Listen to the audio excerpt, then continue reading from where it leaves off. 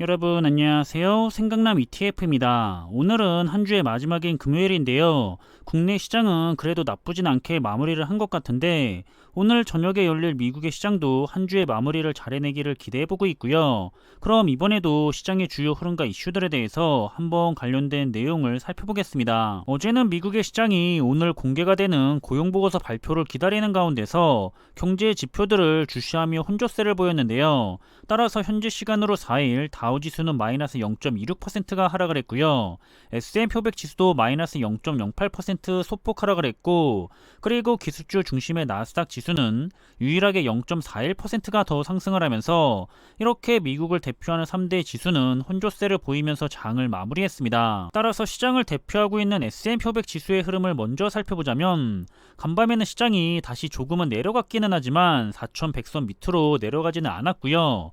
여전히 4100선 위에서 주가가 머물고 있습니다. 그리고 현재 주가는 고점에서부터 마이너스 13%가 내려가 있는 위치에 있고요.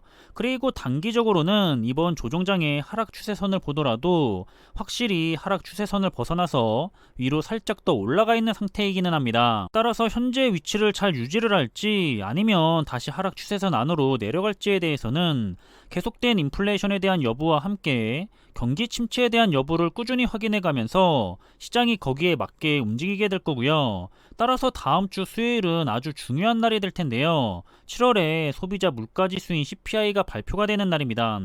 이 CPI가 더 올라간다면 패드의 긴축 강도가 더 높아질 거고요. 이는 증시에는 부정적인 악재겠죠. 하지만 이번에 둔화되는 게 보이게 된다면 인플레이션이 정점을 찍었다는 주장이 힘을 받게 되면서 주가 바닥론 역시 힘을 얻게 될 겁니다. 그리고 저는 개인적으로는 현재 이번 조정장이 충분히 바닥이라고 생각을 하고 있는데요. 이미 주가의 가치가 굉장히 하락해서 평균 수치만큼 낮아진 상태입니다. 역사적인 S&P 500 PER의 평균은 16이고요. 1950년대 이후의 평균은 18, 1960년대 이후의 평균은 19, 그리고 현재의 평균은 21입니다. 최근에 주가가 상승을 하면서 다시 조금 올라간 모습인데요. 아무튼 주가는 거품이 많이 빠졌다는 건 확실하고요. 평균까지는 내려왔기 때문에 주가 자체는 충분히 매력적인 상황인데 단지 인플레이션의 여부와 함께 경기 침체의 여부가 평균보다도 아래로 내려줄 수가 있다라는 현재의 상황입니다. 따라서 더 안 내려간다면 그냥 이제 시장이 슬슬 회복을 한다고 생각을 해도 좋은 시기고요. 만약 더 내려가게 된다면 우리는 적리식 투자자죠. 다음에 살 때는 더 싸게 매수를 할 수가 있어서 더 좋을 뿐입니다. 그리고 요즘에는 또 반복이 되고 있는데요. 매번 비슷한 상황이 항상 반복이 되고 있습니다. 최근에 다시 시장이 상승을 하니까 손해가 회복이 되면서 플러스로 전환이 된 분들이 계시는데요. 이렇게 투자금이 플러스로 돌아서게 되면 현재 시장의 분위기가 좋은 건 아니다 보니까 다시 하락을 할 것 같기는 한데 그럼 일단 플러스만큼 이득을 보고 나서 다시 하락을 하면 저점에서 들어가고 싶다라는 생각이죠. 이렇게 투자 초반에 플러스의 유혹을 잘 이겨내야 하는데요. 시간이 지나가면 지나갈수록 다시는 오지 않을 안전마진이 잡혀가게 되는데 파는 순간 이전의 안전마진들은 전부 다 사라지는 거고요. 새롭게 그 시점부터 다시 안전마진을 잡아가야 합니다. 그리고 그렇게 되면 앞으로의 투자도 계속해서 다시 여유 있는 안전마진이 잡히게 될 때까지는 마음이 불안한 투자를 해야 한다는 의미기도 하고요. 중요한 것은 스스로가 시장의 타이밍을 잘 맞춰서 들어갈 수가 있다고 생각을 한다면 그렇게 해도 되겠지만 저처럼 그럴 능력이 없다고 판단하시는 투자자분들이라면 그저 꾸준한 적리식 투자만 하더라도 평균 이상의 성과를 항상 보여왔다는 주식시장의 역사를 이해하시면서 투자를 진행하시면 됩니다. 항상 시장의 역사는 요즘이라면 빅데이터라고도 할 수가 있겠고요. 따라서 적리식 투자에 좋은 성과를 계속해서 보여줬었죠. 하지만 타이밍 투자는 한 번만 잘못해도 작은 손실이 아니라 큰 손실을 줬다는 사실도 우리는 기억을 해야 합니다. 그래서 몇 번은 운이 좋게 맞을 수 있을지는 몰라도 그걸 계속해서 맞춰 나갈 수는 없다는 거죠. 윤영 중에서 단지 정말 짧은 큰 상승장의 시비를 놓쳤을 뿐인데요. 성과가 반토막이 날 수도 있고요. 단 40일을 놓쳤을 뿐인데 성과가 아예 마이너스가 될 수도 있는 게 바로 타이밍 투자입니다. 장기 투자를 하더라도 이렇게 적리식 투자와 타이밍 투자는 그 성과에서 큰 차이를 불러올 수가 있다는 점도 항상 유의를 하는 게 좋을 거라 생각이 되고요. 이런 실수는 보통 투자의 초보자 분들도 많이 하기는 하지만 의외로 투자의 경험이 많거나 지식이 많은 똑똑한 분들도 많이 실수를 하고 있습니다.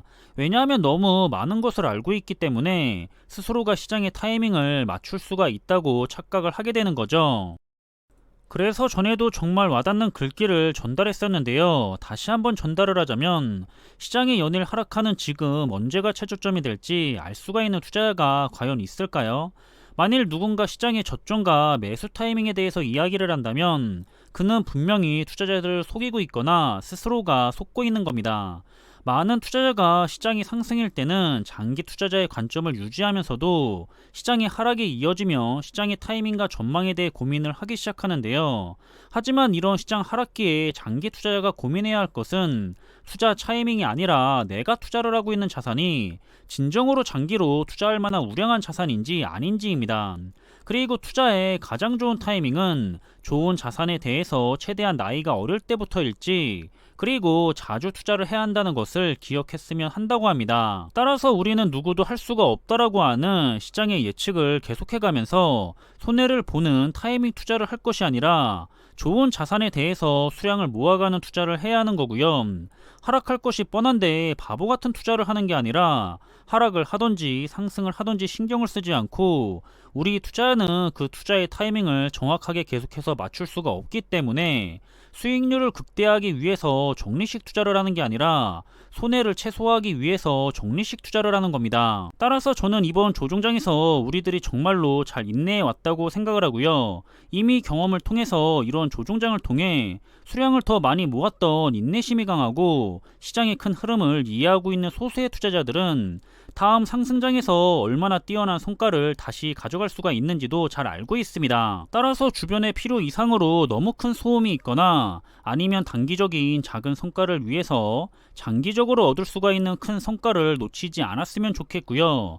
눈앞에 있는 주가의 가격이나 지금 당장의 플러스냐 마이너스냐의 성과를 보면서 투자를 하지 마시고, 멀리 10년 뒤 그리고 20년 뒤에도 우상향을 할 수가 있는 좋은 자산인지에 대해서만 신경을 쓰시면서 꾸준히 수량을 모아나가는 그런 투자를 하셨으면 좋겠다는 생각입니다. 저도 마찬가지고요. 아직은 갈 길이 많이 남아있는 장기 투자자인데요. 개인적으로는 지난 2년간 주가가 너무 크게 올랐었기 때문에 이번 조정장을 통해서 평소보다는 더 싸게 좋은 자산의 주식을 살 수가 있어서 만족을 하고 있습니다.